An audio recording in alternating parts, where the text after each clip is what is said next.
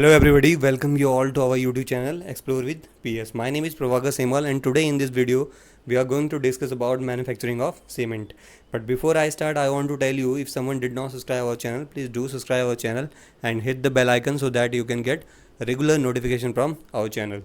So now, in last video we discussed box compound and we already finished the ingredient of cement, which was in cement part 1. So now come to the topic manufacturing of cement. So manufacturing of cement basically carried out in 4 distinct operation. First one is mixing, second one is burning, third one is grinding and last one is storage and packing.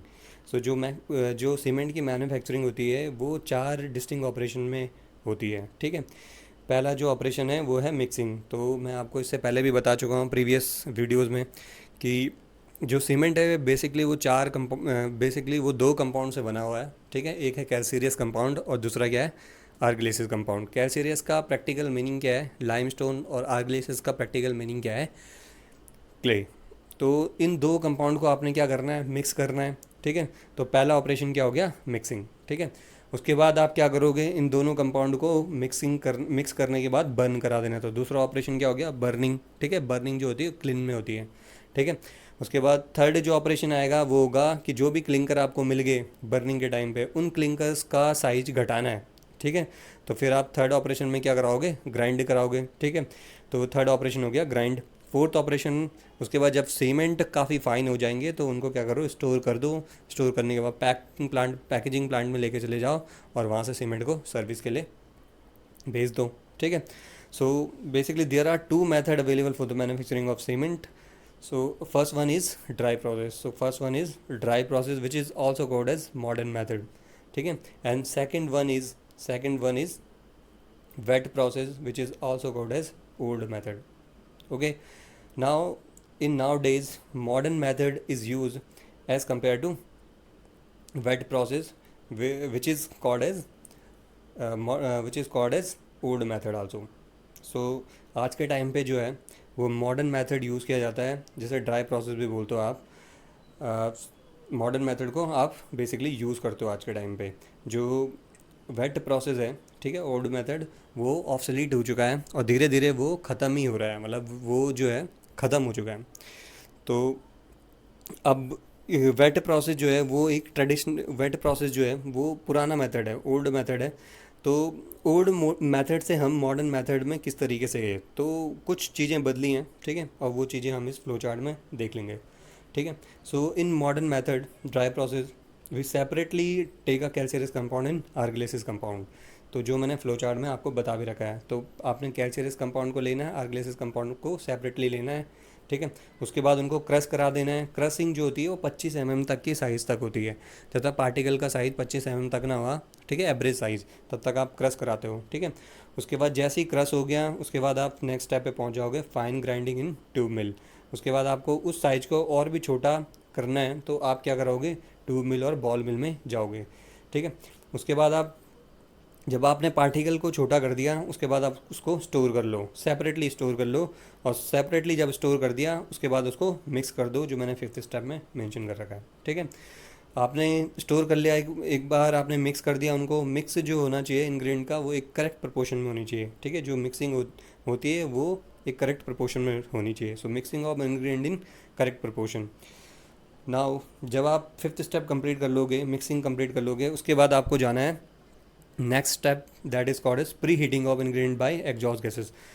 तो ये जो step है ये पुराने method में available नहीं था, weight process में अवेलेबल नहीं था. ये जो है ये नया, ये जो स्टेप है ये नए मेथड में इंक्लूड किया गया है. ठीक है. सो बेसिकली होता क्या है कि जो बर्निंग के टाइम पे जो भी गैसेस बनती है, हम उनको क्या कर देते हैं, उनको उससे पहले वाले चैम्बर में भेज देते हैं. ठीक है. और जो गैसेस, जो एग्जॉस्ट गैसेस होती हैं, वो जो इंग्रेडिएंट होता है मिक्सिंग के बाद, उस इंग्रेडिएंट को क्या कर देता है, हीट कर देता है. और जब उसकी हीटिंग होती है, ठीक है, और हीटिंग बेसिकली होती है 800 डिग्री सेल्सियस के 800 डिग्री के आसपास. ठीक है. तो 800 डिग्री के आसपास जो है आपकी हीटिंग होती है. ठीक है. एग्जॉस्ट गैसेस से. So pre heating of ingredient by exhaust gases ठीक है। और ये एग्जॉस्ट गैसेस आपको किससे मिलती हैं? इसके लिए कुछ अलग सा मटेरियल नहीं होता, जो बर्निंग में जो फ्यूल जलता है उसी से ये गैसेस मिलती हैं, ठीक है, उसी को यूटिलाइज़ कर रखा है, ठीक है।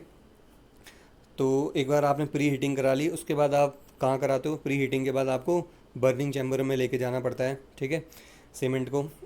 सो seventh step is fed to rotary kiln for burning, ठीक है। नाउ जब आप बर्निंग करा दोगे उसके बाद क्लिंकर फॉर्म हो जाएंगे। क्लिंकर एक बार फॉर्म हो गए उसके बाद आप क्या करो, उनको उनका जो पार्टिकल साइज है उनको और छोटा कर दो, ठीक है, उनकी फाइनेंस बढ़ा दो। तो फाइनेंस बढ़ाने के लिए आपको क्या करना पड़ेगा? ग्राइंडिंग करनी पड़ेगी, फाइन ग्राइंडिंग करनी है। तो आप फिर से अगेन ट्यूब मिल में जाओगे, ठीक है। उसके बाद एक बार फाइन ग्राइंडिंग आप अचीव कर लोगे तो देन सीमेंट साइलोज में लेके जाओ, ठीक है। सीमेंट साइलोज में आप लेके गए, उसके बाद फाइनली पैकेजिंग प्लांट में लेके जा सकते हो आप, ठीक है। तो सीमेंट साइलोज से आप क्या करो? स्टोर करना शुरू कर देते हो सीमेंट को, ठीक है। सो ये पूरी जो प्रोसेस है, ये पूरा जो फ्लो चार्ट है, ये पूरी प्रोसेस बताता है जो आपका मेथड है मॉडर्न मेथड का। तो स्टेप बाय स्टेप इस फ्लो चार्ट में बता रखा है कि किस तरीके से मैन्युफैक्चरिंग होती है सीमेंट की। So I think this much is clear. Now देखो, इस वाले में, इस ड्राई प्रोसेस में जो ये स्टेप है pre heating of ingredient by exhaust gases, तो ये आपको वहाँ पे दिखेगा नहीं वेट प्रोसेस में, ठीक है। और साथ साथ में जब आप वेट प्रोसेस को करते हो तो आर्गिलिसिस कंपाउंड को पहले क्या करते हैं? वॉश करते हैं। जबकि मॉडर्न मेथड में, जो मॉडर्न ड्राई प्रोसेस है, उसमें आर्गिलिसिस कंपाउंड की क्रशिंग होती है, ठीक है। तो ये दो बेसिक डिफरेंस है, बाकी सारे चीज़ें नॉर्मल है, ठीक है।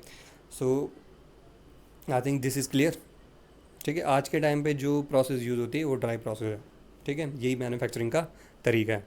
So now come to the old method, ठीक है, which is also called as wet process, ठीक है। तो इसमें भी आपको क्या करना है? Same process, same flow chart यहाँ पे भी वैलिड है, बस जो स्टेप चेंज होंगे वो मैंने मेंशन कर रखे हैं यहाँ पे। तो आपको क्या करना है? सेपरेटली कैल्शियस कंपाउंड लेना है और आर्गिलिसिस कंपाउंड लेना है। कैल्शियस कंपाउंड को आप क्रश करोगे 25 mm तक के साइज को, बट जो आर्गिलिसिस कंपाउंड होगा उसको आपको वॉश करना पड़ेगा, ठीक है, वॉश करना पड़ेगा, पहले उसको धोना पड़ेगा, ठीक है। उसके बाद कैल्शियस कंपाउंड को जब क्रश कर लोगे, क्रश करने के बाद उसको स्टोर करना है। आर्गिलिसिस कंपाउंड को भी साइमल्टेनियसली वॉश करने के बाद स्टोर करना है, ठीक है। देन जब आपने स्टोर कर लिया उसके बाद उनको ग्राइंड करना है, ठीक है, दोनों को क्या करना है?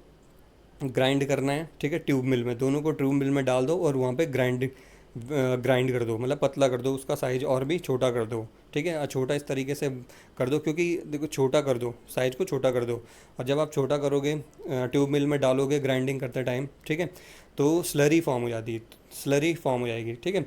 सो वेट, जो आपका फोर्थ स्टेप है वो है wet grinding in tube mill to form a slurry, ठीक है। एक बार स्लरी बन गई आपको, उसके बाद इस स्लरी को ब्लेंड कर देना है, अच्छी तरीके से मिला देना है। So blending of slurry in correct proportion, ठीक है। उसके बाद आप क्या करते हो? इस स्लरी को बिल्कुल अच्छी तरीके से मिला देते हो, ठीक है, करेक्ट प्रोपोर्शन में, ठीक है।